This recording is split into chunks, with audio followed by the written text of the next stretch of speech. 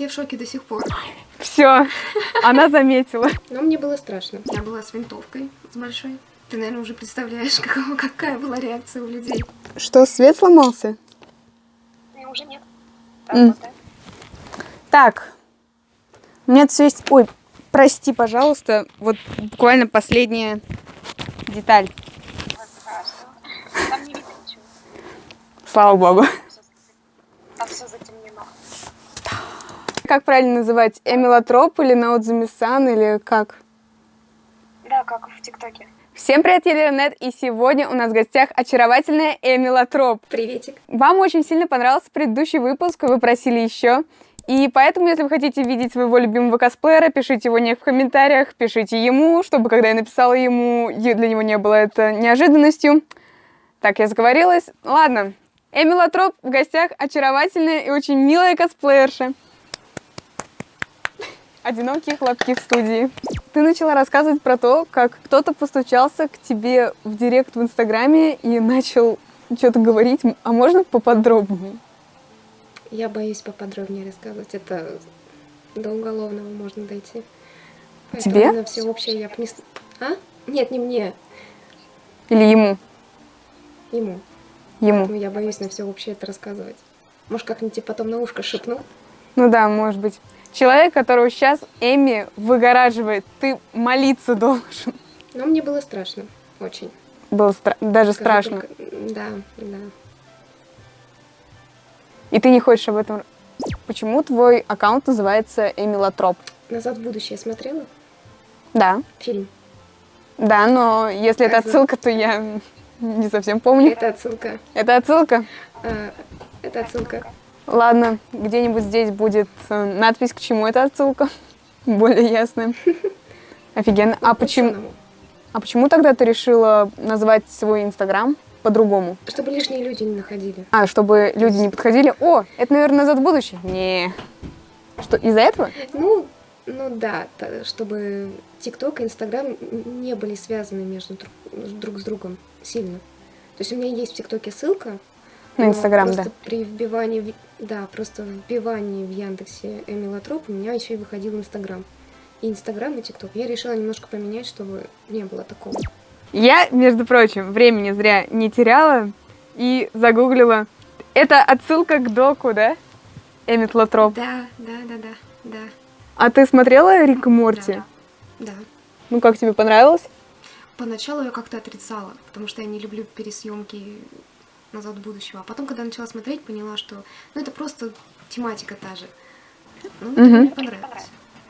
А ты собираешься делать на кого-нибудь из них тоже образ? Я думала над этим, но нет. Нет? Я не подойду. А тебе кто из вообще вот всей этой вселенной? Ты в озвучке Сындука, скорее всего, смотрела, как и все, как и вся планета? Да. А есть разве другая озвучка? У тебя там есть персонаж, который, тебе больше всего симпатизирует? Потому что там, я так поняла, сделали очень сильно гипертрофированные версии всех людей из «Назад в будущее». Я думаю, Рик. Действительно. Кто еще? У тебя есть какой-нибудь любимый фандом? Игра «Одни из нас». Да. Это Элли. Последняя Last of Us, да? Джилл. А ты играла? Да, и в первую, и вторую часть. Какие у тебя там впечатления от игры? Первая часть очень нравится, безумно нравится. Я смотрела и прохождение у Куплинова. Но это шикарно, я считаю. А вторая часть уже более... не так. Вторая часть это... Я бы сказала, это не продолжение игры, это чисто другая игра. Но тоже ничего, как игра мне понравилась. Как сюжет для ластов нет. Нет. А вот ты делала косплей на Элли, и ты даже хотела выйти сюда в косплей на Элли. Вот. Да. Как ты отнеслась к той мысли, когда этого персонажа представили как персонажа, нетрадиционной ориентации, и все начали очень сильно из-за этого ее ненавидеть? Мне самой это не очень нравится, но ничего против я сказать не могу. Разработчики так решили, значит, они так захотели.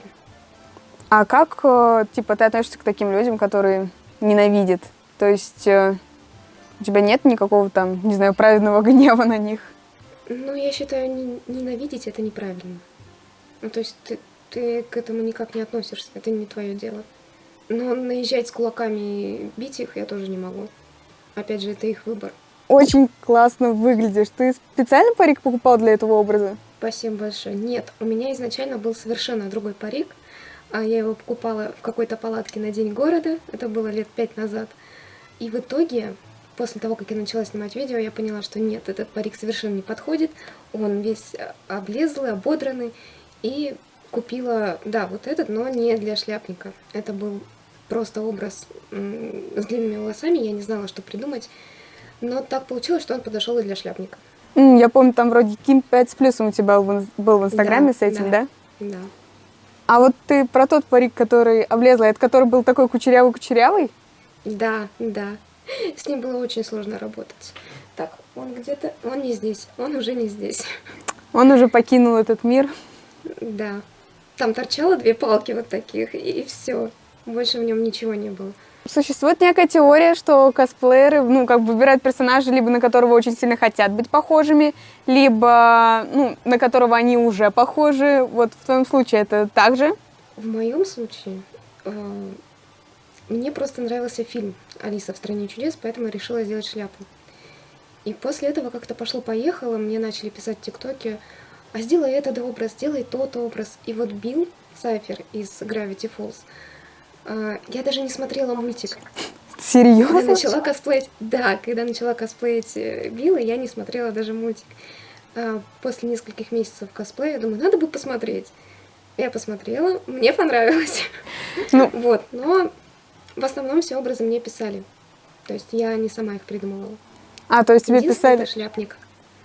Ты хочешь сказать, что в какой-то момент тебе написали «сделай гуся из Игры Куплиновых»? Да.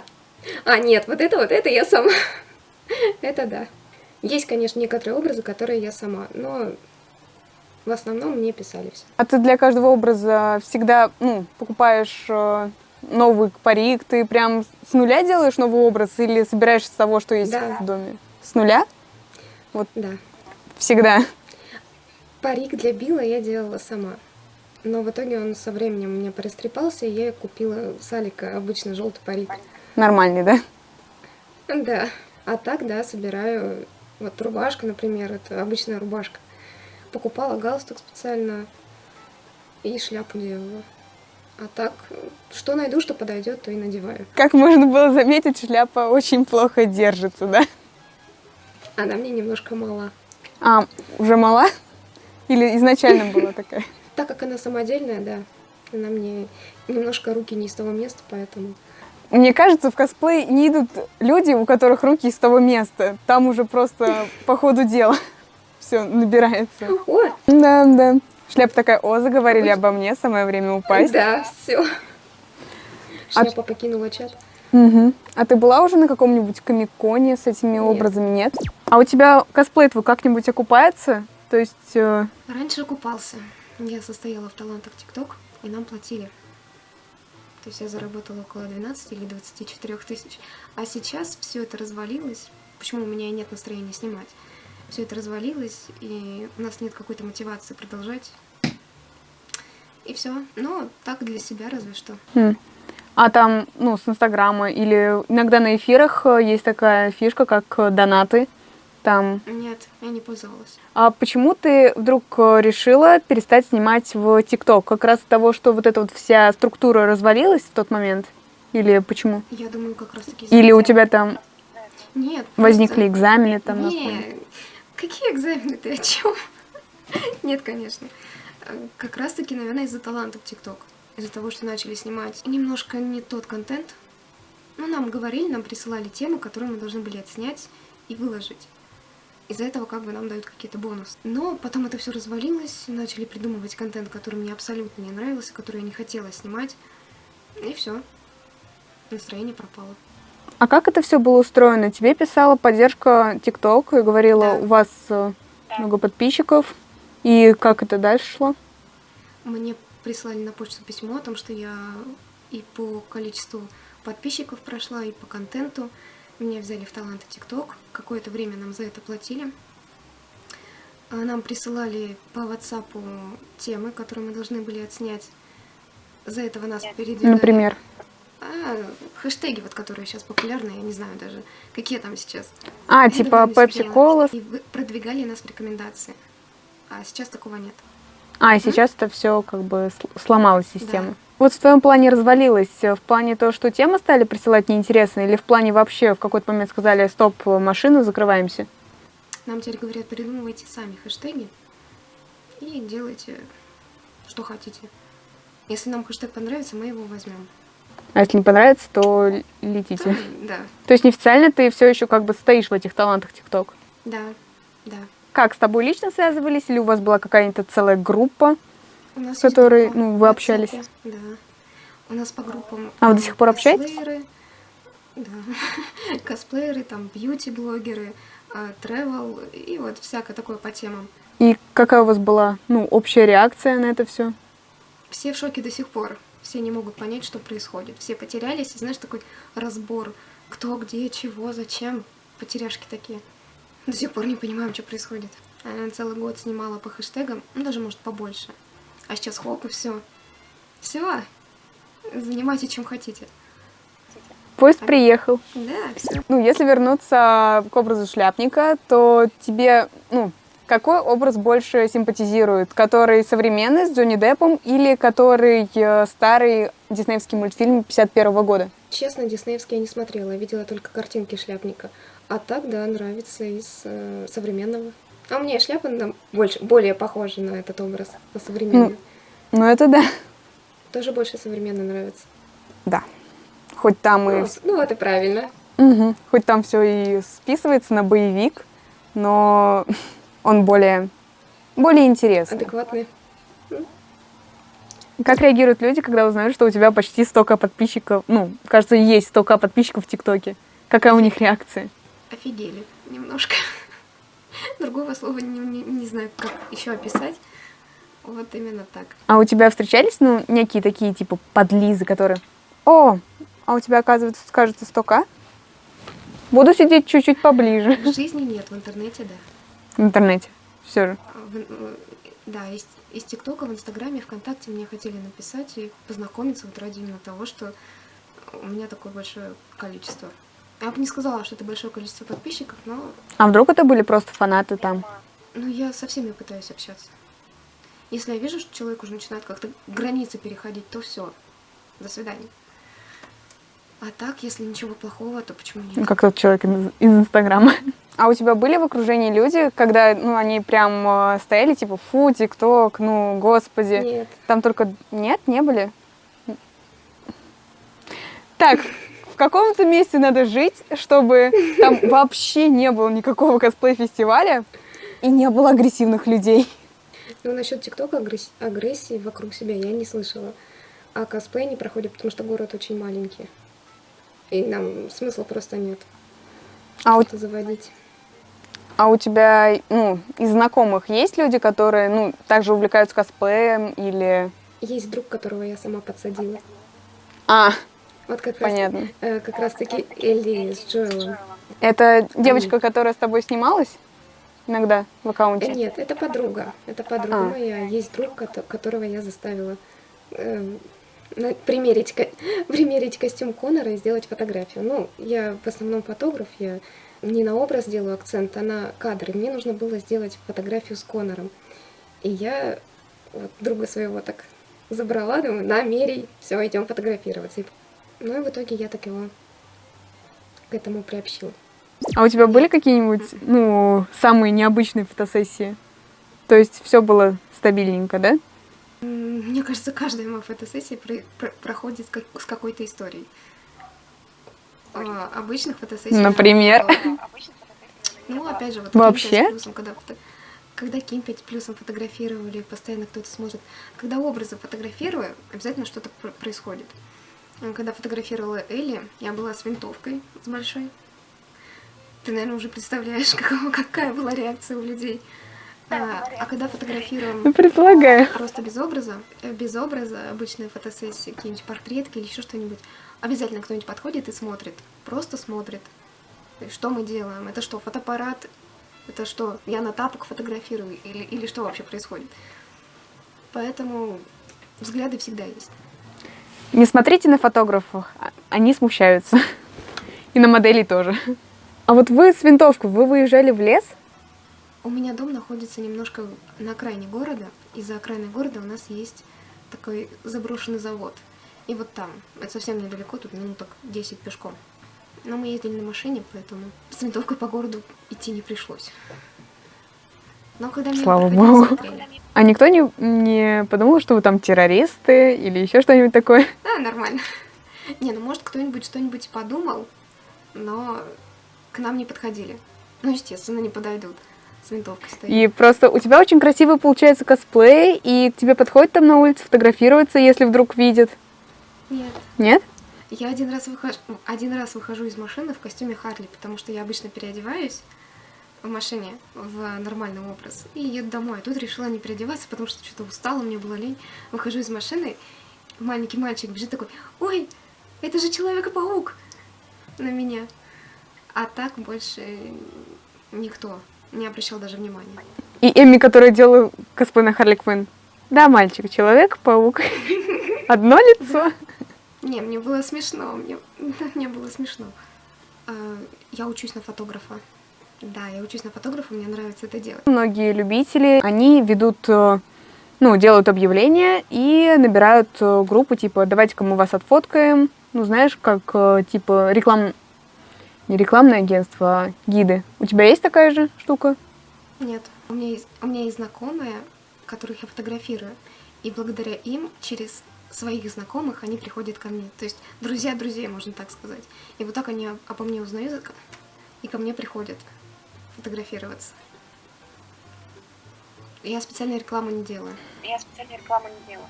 То есть специально рекламу не делаешь. А был момент, когда китайская компания купила Musical.ly, и это стало TikTok. И вот прям в этот момент TikTok начали очень люто хейтить, ты, наверное, помнишь, да? Да. Вот как ты с этим справлялась? Потому что, сколько я помню, ты вроде бы все равно продолжала снимать. Вот. У меня был какой-то период, вот совсем недавно, даже он до сих пор продолжается, я не выкладываю видео. То есть у меня так Да, раз в это неделю, заметно. До этого я 2 года, не переставая, выкладывала каждый день. Да, я знаю. Угадайте, почему. Угадайте, почему я знаю. И Я хочу сейчас это вернуть, но у меня не получается, потому что видео не заходят. У меня нет какого-то толчка. ну, ты рассказывала окружающим, что ты занимаешься, ну, Нет. косплеем или тиктоком, нет? А сейчас Нет. кто-то знает?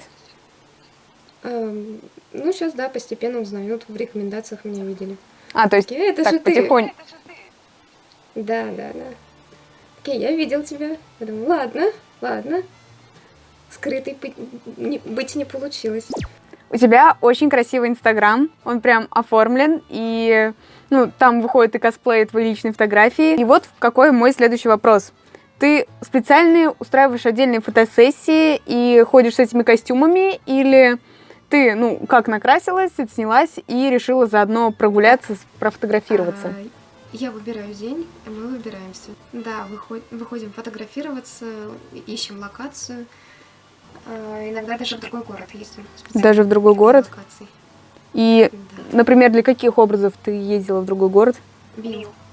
Для Билла? Я еще не выкладывала. Да, я просто сейчас вспоминаю, типа, где? То есть Мы ездили в другой город, и это вот когда вы ездили буквально в конце июля, да? вроде да. А ты ездила, ну, вам просто понравилась локация из другого города, или у тебя там были, ну, какие-нибудь косплей-связи, и вы делали групповой косплей? Нет, у меня связей вообще никаких нет.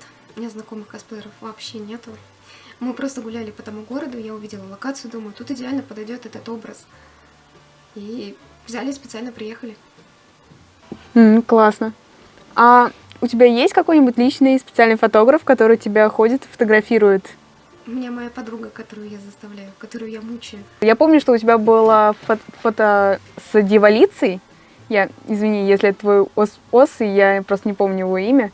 Вот. И Всё. ты там сидела, кажется, на ступеньках. Там какая была реакция? Именно тот образ мы ездили снимать в 10 часов вечера, поэтому народу там не было.